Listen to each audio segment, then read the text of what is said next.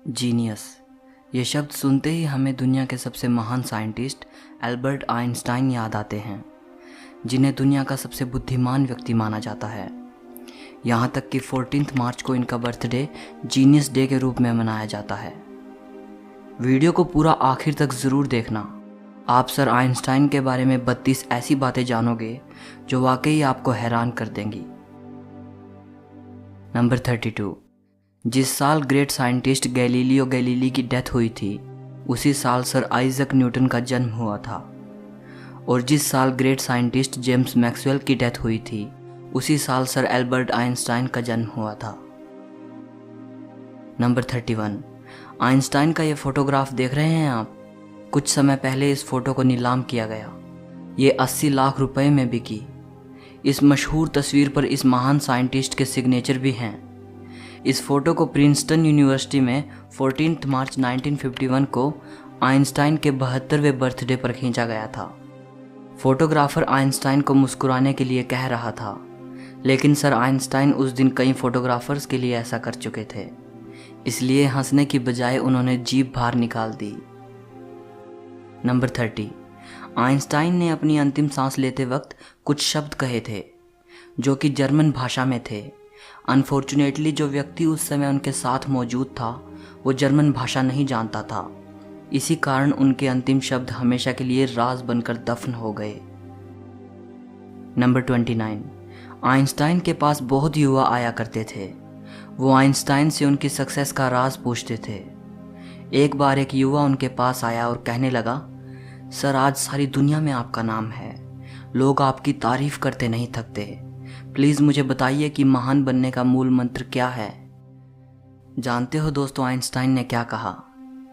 सिर्फ एक शब्द, लगन। नंबर 28। एक जीनियस होते हुए भी इस महान वैज्ञानिक की याददाश्त बेहद कमज़ोर थी। वो नाम, तारीखें और टेलीफोन नंबर्स भूल जाते थे। यहाँ तक कि उन्हें खुद का नंबर भी याद नहीं रहता था। एक बार उनके सहकर्मी ने उनसे उनका टेलीफोन नंबर मांगा। आइंस्टाइन पास रखी डायरेक्टरी में अपना नंबर ढूंढने लगे। सहकर्मी हैरान होकर बोला, आपको खुद का टेलीफोन नंबर भी याद नहीं है? आइंस्टाइन ने कहा, नहीं, किसी ऐसी चीज़ को भला क्यों याद रखूं जो मुझे किताब में ढूंढने से मिल जाती है। नंबर 27। उनकी याददाश्त से जुड़ा एक और किस्सा बेहद मशहूर है। एक बार आइंस्टाइन प्रिंसटन यूनिवर्सिटी से कहीं जाने के लिए ट्रेन से सफ़र कर रहे थे। ट्रेन कंडक्टर सभी पैसेंजर्स की टिकट को पंचिंग करते हुए आइंस्टाइन के पास आया और उनसे टिकट दिखाने को कहा। आइंस्टाइन टिकट अपनी जेब में ढूंढने लगे और जेब में टिकट ना मिलने पर उन्होंने अपने सूटकेस को चेक किया।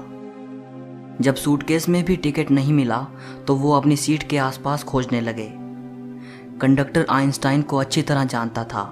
उसने कहा कि यदि आपकी टिकट गुम हो गई है तो कोई बात नहीं, मुझे विश्वास है कि आपने टिकट ज़रूर खरीदी होगी। और ये कहकर वो दूसरे पैसेंजर्स की टिकट चेक करने लगा। लेकिन जब उसने देखा कि अभी भी आइंस्टाइन अपनी सीट के नीचे टिकट ढूंढ रहे हैं, तब वो फिर से आइंस्टाइन के पास आया। फिर उनसे कहा कि वो टिकट के लिए परेशान ना हों, उनसे टिकट नहीं मांगा जाएगा। कंडक्टर की यह बात सुनकर आइंस्टाइन ने कहा, वो सब तो ठीक है, लेकिन बिना टिकट के मुझे पता कैसे चलेगा कि मैं जा कहाँ रहा हूँ। नंबर 26। आइंस्टाइन अपनी जनरल और स्पेशल थियोरी ऑफ रिलेटिविटी की वजह से पूरी दुनिया में जाने जाते हैं, लेकिन बहुत कम लोग जानते हैं कि 1921 में उनको Nobel prize theory of relativity के लिए नहीं, बल्कि फोटो इलेक्ट्रिक इफेक्ट की खोज के लिए दिया गया था।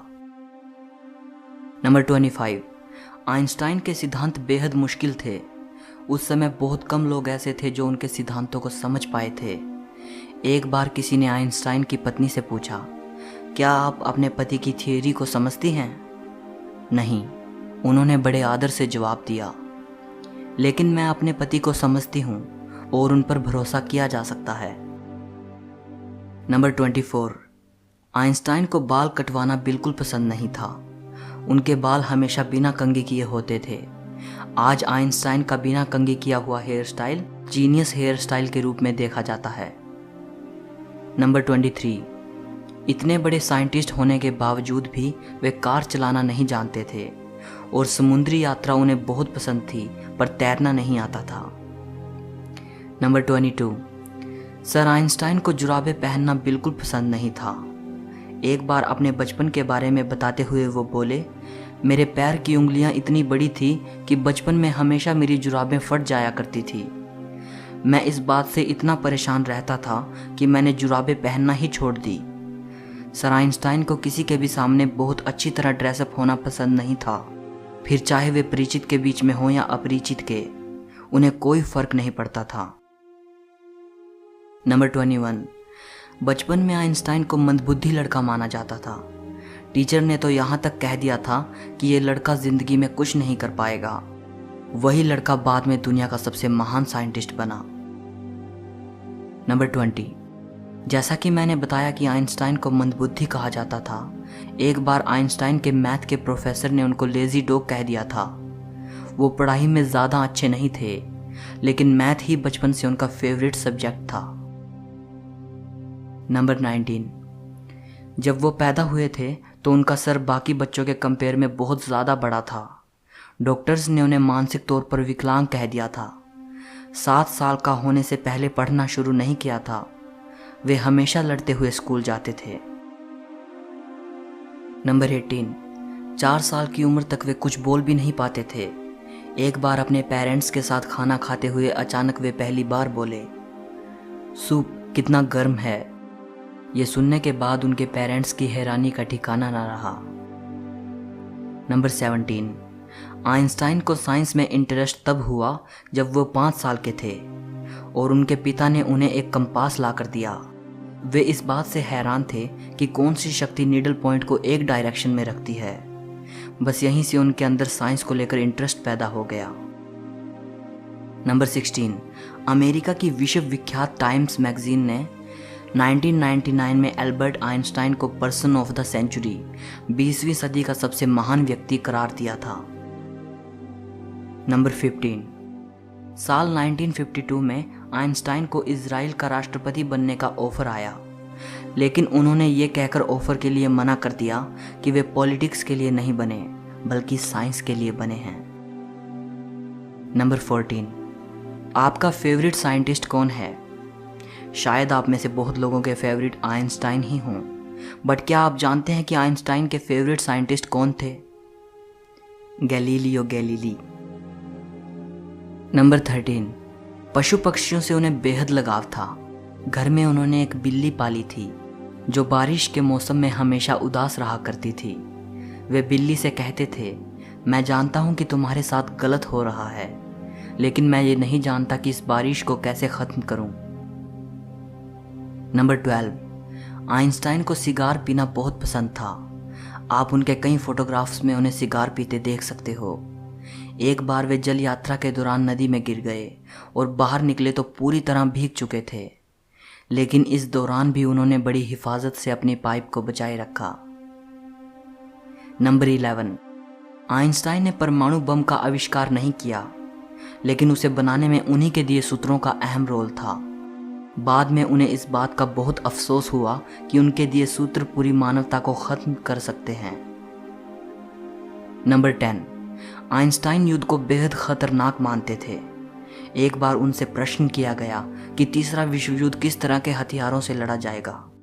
इस बारे में उनका जवाब था, यह तो नहीं कहा जा सकता, मगर इतना ज़रूर कह सकता हूँ कि चौथा विश्व युद्ध पत्थरों से लड़ा जाएगा, क्योंकि तीसरे विश्व युद्ध से ये उन्नत सभ्यता नष्ट हो जाएगी और मानव फिर से स्टोन एज में चला जाएगा।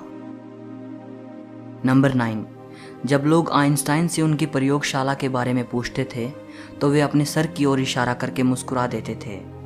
एक साइंटिस्ट ने उनसे उनके सबसे ज़रूरी उपकरण के बारे में पूछा तो उन्होंने अपना फाउंटेन पेन दिखाया। उनका दिमाग उनकी प्रयोगशाला थी, उनका फाउंटेन पेन उनका उपकरण था।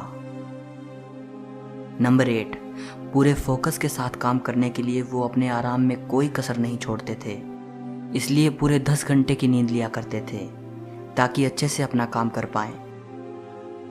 नंबर 7, एल्बर्ट आइंस्टाइन अपने ऑटोग्राफ के लिए $5 लेते थे और स्पीच के लिए $1000 लेते थे और बाद में ये सब चैरिटी में दे देते थे। Number 6, California institute of technology ने एल्बर्ट आइंस्टाइन को एक सेरेमनी में इनवाइट किया था। आइंस्टाइन अपनी वाइफ के साथ वहां गए। उन्होंने वहां माउंट विल्सन पर मौजूद अंतरिक्ष वेधशाला भी देखी। उस वेधशाला में उस समय तक बनी दुनिया की सबसे बड़ी अंतरिक्ष दूरबीन रखी थी। इतनी बड़ी दूरबीन को देखकर आइंस्टाइन की पत्नी ने वेधशाला के इंचार्ज से पूछा, इतनी बड़ी दूरबीन से आप क्या देखते हैं? इंचार्ज को लगा कि मिसेज आइंस्टाइन को एस्ट्रोनॉमी का ज्ञान कुछ कम है। उसने बड़े रौब से जवाब दिया, इससे हम ब्रह्मांड के रहस्यों का पता लगाते हैं। मिसेज आइंस्टाइन ने कहा, बड़ी अजीब बात है, मेरे पति तो ये सब उनको मिली चिट्ठियों के पन्नों पर ही कर लेते हैं। नंबर 5, जब आइंस्टाइन प्रोफेसर थे तब एक दिन एक स्टूडेंट उनके पास आया। वो बोला, इस साल की परीक्षा में वही प्रश्न आए हैं जो पिछले साल की परीक्षा में आए थे। आइंस्टाइन ने कहा, हाँ, लेकिन इस साल उत्तर बदल गए हैं। नंबर 4, आइंस्टाइन का एक पत्र जिसमें उन्होंने ईश्वर और धर्म को लेकर अपने विचार लिखे थे 20 करोड़ 38 लाख रुपए में बिका। ये पत्र उन्होंने अपनी मृत्यु से 1 साल पहले लिखा था। 2 पन्नों का यह पत्र 3 जनवरी 1954 को जर्मनी के दार्शनिक एरिक गटकाइंड को लिखा गया था, जिन्होंने आइंस्टाइन को अपनी नई book Choose Life The Biblical Call to Revolt पढ़ने के लिए भेजी थी। इस बुक के जवाब के तौर पर आइंस्टाइन ने एरिक को यह पत्र लिखा था। पत्र में वो कहते हैं, मेरे लिए भगवान कुछ भी नहीं बल्कि लोगों की कमजोरी से पैदा हुआ एक शब्द है। बाइबल आदरणीय तो है लेकिन प्राचीन कहानियों का संग्रह मात्र है। वे आगे लिखते हैं, किसी तरह की व्याख्या चाहे वो कितनी ही रहस्यमयी क्यों ना हो, इस बारे में उनके विचारों को नहीं बदल सकती। नंबर 3, आइंस्टाइन की मृत्यु के बाद डॉक्टर थॉमस हार्वे ने आइंस्टाइन की फैमिली की इजाज़त लिए बगैर ही उनके दिमाग को रिसर्च के लिए निकाल लिया था। इस हरकत के लिए डॉक्टर हार्वे को नौकरी से निकाल दिया गया, लेकिन उन्होंने कहा कि ऐसा उन्होंने सिर्फ रिसर्च के लिए किया है और वो वादा करते हैं कि आइंस्टाइन के दिमाग पर रिसर्च करेंगे। उनके दिमाग को 20 सालों तक एक जार में रखा गया और उस पर रिसर्च की गई। रिसर्च में पाया गया कि उनके दिमाग में आम इंसान से ज़्यादा सेल्स थे।